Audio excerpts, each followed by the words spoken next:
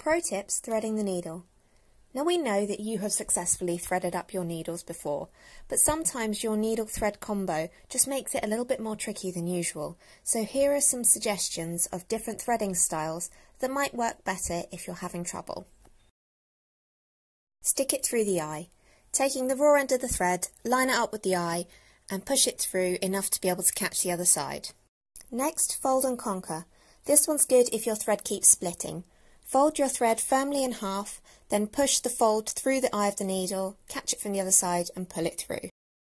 The disadvantage of this one is that you're trying to push double the width of thread through the eye of the needle, so if you're using a fluffy thread it may become more difficult. This is a fun one, rub-a-dub-dub.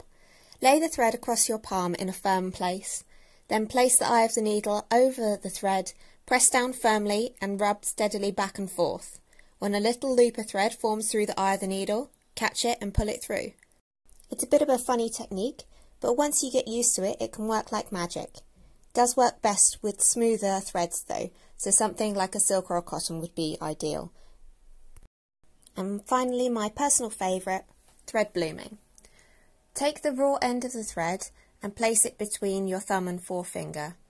Squeeze your finger over the thread tightly as if you were rolling them shut. Then place the eye of the needle where you just saw the raw thread disappear between your fingers. Ease your finger and thumb back from each other, allowing a little bit of the thread to expand and bloom into the eye of the needle. Give it a little wiggle and you should have enough to pull it through cleanly. We hope these get you out of some fluffy situations.